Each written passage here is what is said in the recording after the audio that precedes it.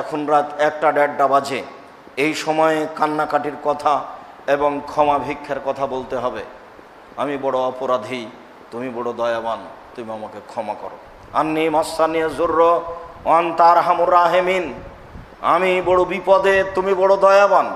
রব্বি ইন্নী যালামতু নাফসি ফাগফিরলি, হে আমার প্রতিপালক, আমি অন্যায় করেছি, তুমি আমাকে ক্ষমা করো। রব্বানা যালামনা আনফুসানা ওয়া ইল্লাম তাগফির লানা ওয়া তারহামনা লানাকুনান্না মিনাল খাসিরিন, আমরা দুইজন অন্যায় করেছি, তুমি যদি আমাদের ক্ষমা না করো, তুমি যদি আমাদের প্রতি দয়া না করো, তাহলে আমরা অপরাধীদের অন্তর্ভুক্ত হব।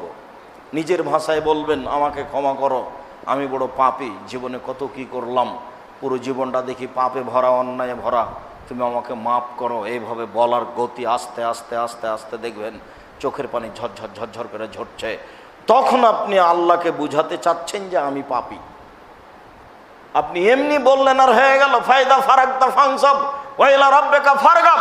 মুহাম্মদ সাল্লাল্লাহু আলাইহি সাল্লাম, আপনি যখন দুনিয়াবি কাজ থেকে অবসর হবেন, তখন আপনি কঠোর শ্রমে আত্মনিয়োগ করুন, আর আপনি আমাকে যা বলবেন তা বিনয়ের সাথে কান্নাকাটি করে বলুন। রাইফেলের গুলির মতো 20 রাকাত তারাবির সালাত আদায় করছেন, 10 রাকাতের পরে আবার হাই উঠিয়ে বলছেন আরো যে কত আছে। কোথায় কান্নাকাটি থাকলো? কান্নাকাটি ভিন্ন জিনিস, সেইভাবে ইবাদত ভিন্ন জিনিস। সালাম ফিরার পরে হাত উঠি, দুটা কিছু বলার পরই বললো যে বেরহামাতা কি আর রাহমান রাহিমিন, তারপরে হাত মুছে উঠে গেল। সবাই বুঝলো এখন সুন্নাত পড়তে হবে। আশ্চর্য, ধর্ম পাগল হয়ে গেছে হুজুরের কাছে। আরে সালাম ফেরার পরে হুজুর একটু হাত উঠিয়ে দোয়া করলো, সবাই সাথ দিল, তারপর দোয়া শেষ হয়ে গেল 30 সেকেন্ডে 20 সেকেন্ডে। এখন সব মুসল্লি বুঝলো যে এখন সুন্নাত পড়তে হবে, লাভ দিয়ে সুন্নাত পড়তে লাগলো। ধর্ম কি আসলে এরকম? ধর্ম কি কোথাও ধার করতে যেতে হবে? সবার বাড়িতে ধর্ম জাজল্য আছে, বাংলা ভাষায় বুখারী আছে, মুসলিম আছে, আবু দাউদ আছে, তিরমিজি আছে, ইবনে মাজাহ আছে, আরো অন্যান্য গ্রন্থ আছে, রিয়াজুস সালিহিন আছে। সবাই নিজে নিজে নিজ কর্ম দেখতে পারে। সম্মানিত দিনী ভাই বোন, আলেম ওলামার উপরে দোষ দিয়ে দিন রাত কাটিয়ে দিয়ে বিচার আমার টিকে যাবে না, এ কথাই ঠিক। আমি সাক্ষ্য দিচ্ছি মুহাম্মদ সাল্লাল্লাহু আলাইহি ওয়াসাল্লাম আল্লাহ রাসূল। এ কথার অর্থ হলো ইবাদতই চলবে না। রমজানের শেষের 5 রাত বক্তব্য দিয়ে এইভাবে গল্প করে খাওয়া খেয়ে দে ইবাদত করার নামে ইবাদত নয়, ভুল হিসাব। এজা দাখালা আসরুল আওয়াখির, যখন রমজানের শেষ দশক আসতো, সাদ্দাম ইজারাহু, তিনি তার লুঙ্গি গুটিয়ে নিতেন। ওয়াই কাজা আহলাহু, তিনি তার পরিবারকে জাগাতেন। তার মানে সপরিবারে সারা রাত জীবন বাজি রেখে চেষ্টা করবে, তার তিনি প্রস্তুতি নিয়েছেন। তার নাম ইবাদত। বুঝলাম না কিভাবে বক্তব্যের মাধ্যমে পার হয়ে গেল, তার নাম নাকি ইবাদত। 10 জন 5 জন মিলে গল্প করে রাত পার হয়ে গেল, তার নাম নাকি ইবাদত। আয়েশা রাদিয়াল্লাহু তাআলা আনহাকে জিজ্ঞাসা করা হলো রমজানের তার সালাত কেমন ছিল। উত্তরে তিনি বললেন রমজান এবং রমজান ছাড়াই তিনি 11 রাকাতের বেশি সালাত আদায় করতেন না। জিজ্ঞাসা করো না তা ছিল কত সুন্দর, জিজ্ঞাসা করো না তা ছিল কত লম্বা। সব হাদিস বুখারী মুসলিমের বাক্য। এইভাবে আজও পড়ে আছে জাজল্য মানুষের কাছে, মানুষ তার দাম দেওয়া প্রয়োজন মনে করে না। সম্মানিত মসজিদের মুসল্লি, বলছিলাম রাসূল সাল্লাল্লাহু আলাইহি সাল্লাম বললেন, বলে দিও আমি সাক্ষ্য দিচ্ছি আল্লাহ ছাড়া কোনো মাবুদ নাই, মানে শিরক মুক্ত হতে হবে। আমি সাক্ষ্য দিচ্ছি মুহাম্মদ আল্লাহ রাসূল, মানে ইবাদত একমাত্র তার পদ্ধতিতে হতে হবে, কোনো ইবাদতই নাই। যেটুকু করব সেটুকু তার পদ্ধতিতে হতে হবে, এটাই চূড়ান্ত। আপনি এখন মকসিদুল মুমিন খুলে দেখেন কত ধরনের দুরুদ আছে, দুরুদে হাজারিয়ার কত যে দুরুদ আছে।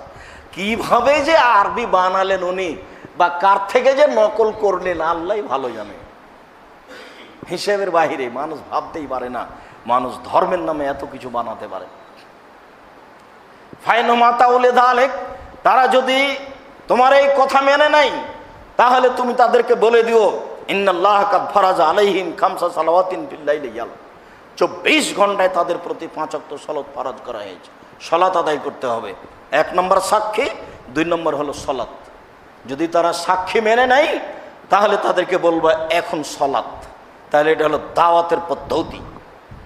দাওয়াত তাওহীদের দিতে হবে, তাওহীদ মানুষ মেনে নিলে মানুষকে সলাতের কথা বলতে হবে।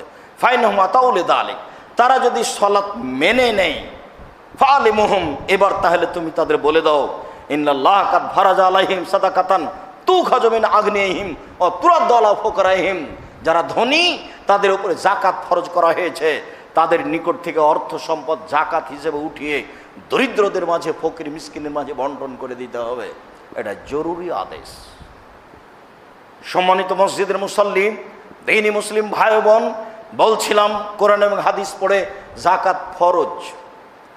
সংক্ষিপ্ত বিবরণে বুঝলাম যাকাত ফরজ, যাকাত দিতেই হবে।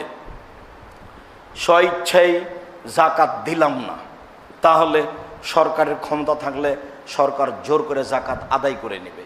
এক আশ্চর্য বিধান। এই 5টা বিধানের এইটা ব্যতীত আর কোনো জিনিস জোর করে আদায় করা নেই।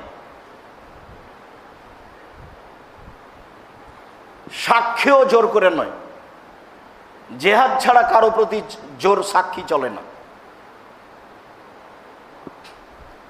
সিয়াম জোর করে আদায় করা হবে না, হজ জোর করে আদায় করার জন্য বলা হবে না।